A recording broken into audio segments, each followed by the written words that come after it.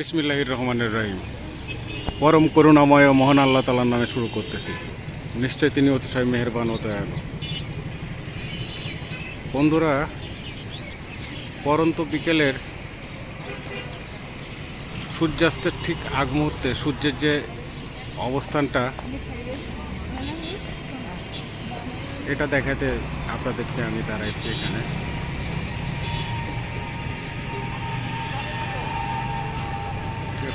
সূর্যটা লাল হয়ে গেছে একদম, ঠিক আছে। আকাশটা একদিকে কালো, আরেকদিকে লালচে ভাব।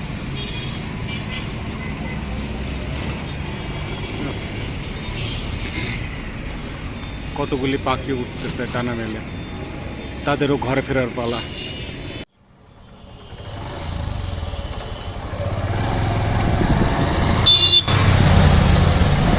বন্ধুরা, welcome back to my another video. কেমন আছেন সবাই? আশা করি সবাই ভালো আছে। আমি আলহামদুলিল্লাহ অনেক ভালো আছি। আসলে বের হয়েছি আজকে অন্যান্য দিনের মতো ভ্রমণ করতে।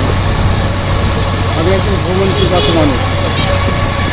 ভ্রমণটা আমার কাছে খুব ভালো লাগে, আর তাই মাঝে মধ্যে এইরকম সুযোগ পেলে ভ্রমণে বের হয়ে যায়।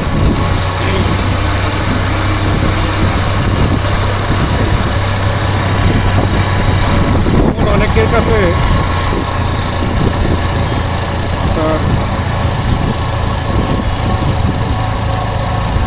হবি, শখ, অনেক কিছু।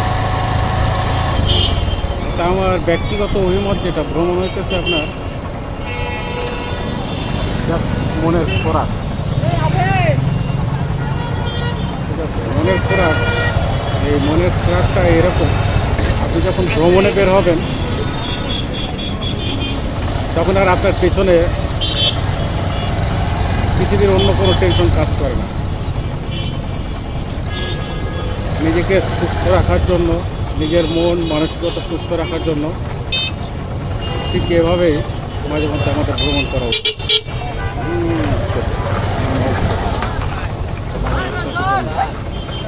আস্তে আস্তে আস্তে আস্তে। এ আল্লাহ বাঁচাই দিছে, আল্লাহ বাঁচাই দিছে, আল্লাহ বাঁচাই দিছে ভাই। আপনি নেমে পড়েন। হ্যাঁ, আস্তে করে পার করেন, আস্তে করে পার করেন। ক্লেশ আবার ছেড়েন না ভাই, কিছু মারেন না, তাহলে তো হয়ে যাবে।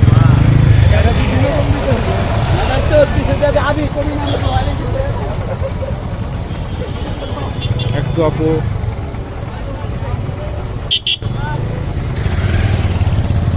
সবাই অলরেডি ভ্রমণ শেষ করে রিটার্নের দিকে, আর আমি ঢুকছি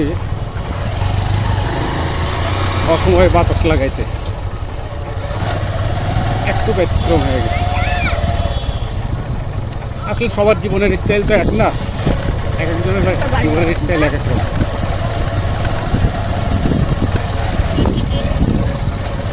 রাস্তা রে বাবা,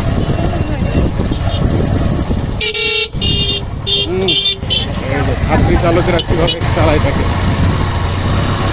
এরাই এই অটো রিক্সাওয়ালাদের মতো রাস্তায় শৃঙ্খলার সৃষ্টি করে।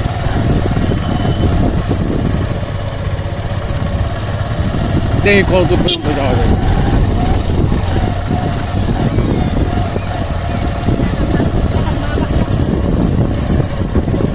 এখানে তো বাইক পার্কিংয়ের জন্য ওই স্পেশালি কোনো ইয়া নাই, যে যার মতো বাইক পার্কিং করছে। যাই হোক, এক জায়গায় বাইক পার্কিং করি, তারপরে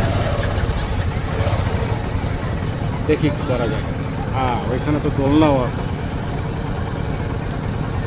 দোলনাতে মানুষ, তাদের যারা পরিবার পরিজন নিয়ে আসছেন তারা দোলনাতে বাচ্চাদেরকে উঠাইতেছেন, নিজেরাও উঠতেছে।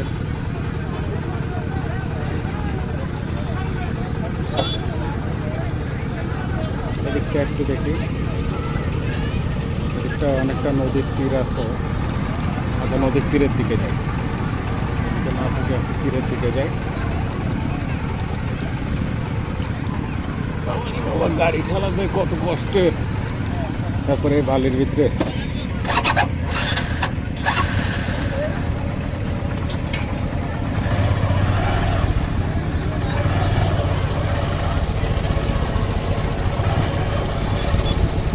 আসলে এইটুকুর ভেতরেই ঘুরতে হবে, এইটুকুর ভেতরে যা দেখা দেখতে হবে।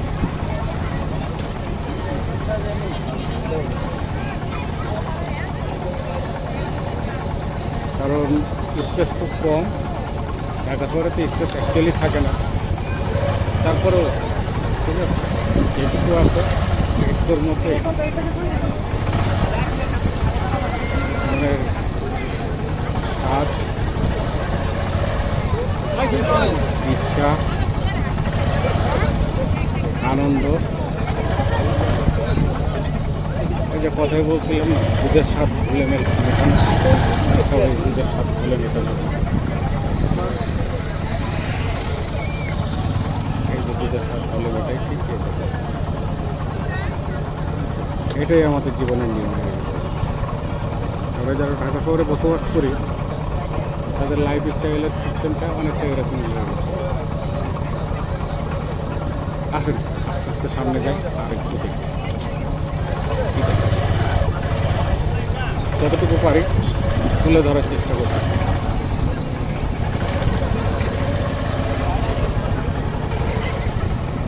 এখানে প্রচুর বাইকার আসে, প্রচুর বাইকার তাদের ফ্যামিলি নিয়ে আসে। তারা ফ্যামিলি নিয়ে বাচ্চাদেরকে খোলামেলা জায়গায় একটু ছেড়ে নিজেরাও একটু খোলামেলাভাবে শান্তিভাবে থাকার জন্য, শান্তিভাবে কিছু সময় কাটানোর জন্য এভাবে তারা সময় কাটায়। সবাই বলতে সবাই যেভাবে সময় কাটায় আমিও তাই করতেছি, সবার চাইতে আমি আলাদা কিছু না, আমি এমন কোনো এক্সট্রাঅর্ডিনারি পারসন না, আমিও সাধু সবার মতো, সবার চাইতেও হয়তো খুবই সিম্পল অর্ডিনারি।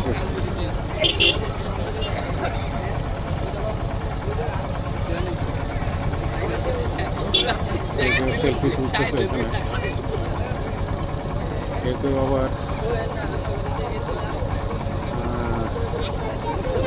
নিচে বসে বন্ধু বান্ধব একসঙ্গে বসে গল্প গুজব করতেছে।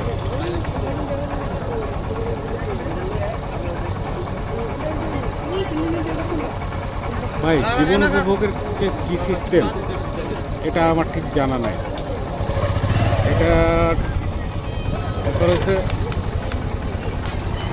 উপভোগ আপনার কাছে, তবে ভ্রমণ হইতেছে সবচেয়ে বড়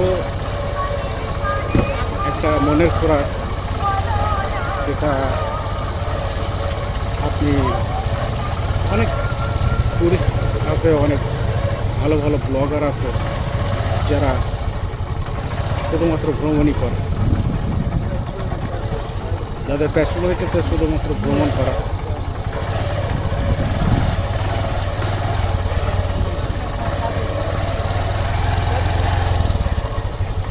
কারণ আপনি পুঁথিগত বিদ্যা দিয়ে যা শিখতে পারবেন এটা অনেকটা গল্পের মতো। আপনি চোখ বন্ধ করে স্বপ্ন দেখলে যেরকম দেখেন, ঠিক পুঁথিগত বিদ্যার মধ্যে অনেকটা ওই রকম। ওইরকম বলতে এটা একরকম থিওরিক্যালি বলা যায়, ঠিক আছে। আর প্র্যাকটিক্যালি যদি কোনো কিছু দেখতে যান তাহলে আপনাকে ভ্রমণ করতে হবে, বেশি বেশি ভ্রমণ করবেন, মন ভালো থাকবে, শরীর ভালো থাকবে, মনের খোরাক পূরণ হবে।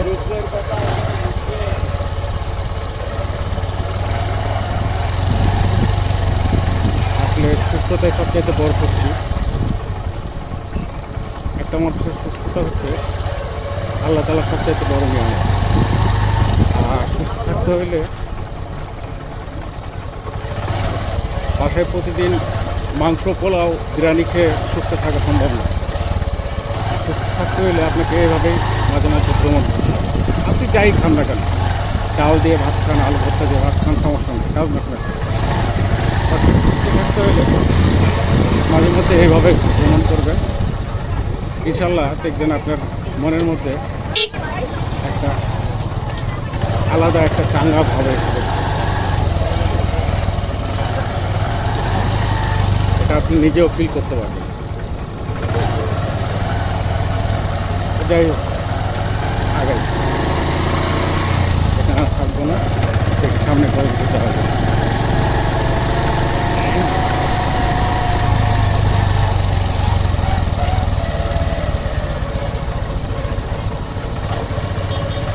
গাছটা যে কিসের গাছ এটা তো বুঝলাম না, কিসের গাছ হবে এটা?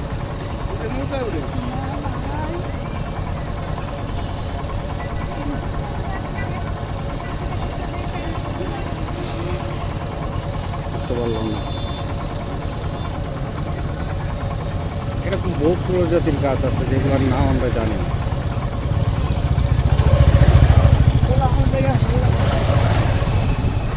আমি মনে করছিলাম আমি মনে হয় সব শেষ ব্যক্তি, যেহেতু সূর্যাস্তের একদম শেষ মুহূর্তে আসছে, সেই হিসাবে আমি মনে করছিলাম আমি মনে হয় সবচেয়ে শেষ ব্যক্তি যে এখানে বেড়াইতে আসছে। এমনটা কি না, আমি একা না, আরও লোকজন আসতেছে। এবং এখানে যেটুকু শুনলাম তাতে প্রায় রাত্রে 10টা পর্যন্ত এখন যারা ভ্রমণ পিপাসু তারা আসতেই থাকে। আমার মতো অথবা আমার চাইতে বেশি যারা ভ্রমণ পিপাসু তারা এভাবে এই জায়গাগুলিতে রাত্রে 10টা নাগাদ, দুপুর থেকে সকাল থেকে শুরু করে রাত্রে 10টা পর্যন্ত তারা এই স্থানগুলোতে আসেন এবং সময় কাটে যে যার ইচ্ছা মতো।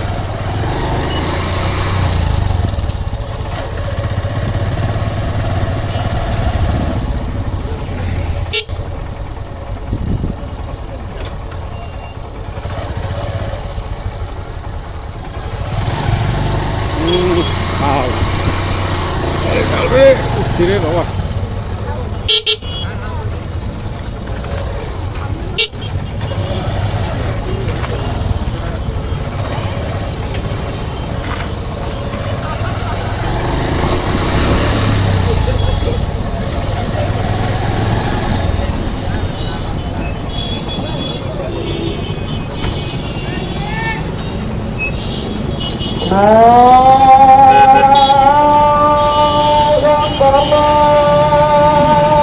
যেহেতু নামাজের অর্থ হয়ে গেছে, তো নামাজটা এখানে করে নেওয়া ভালো।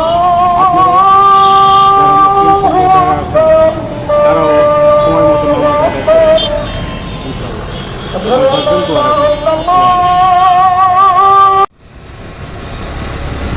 অটোরিক্সাগুলো যে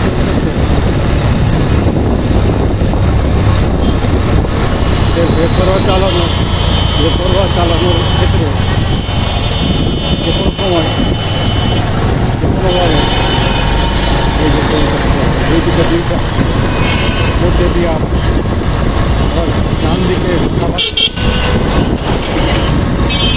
কারণে প্রথম সময় বড় বড় দুর্ঘটনা।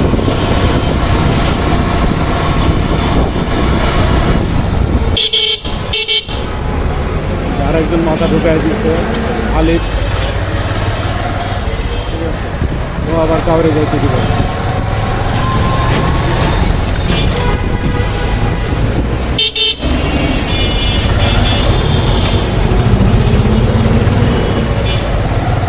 আজকের মতো এখানে বন্ধুরা, সবাই ভালো থাকবেন।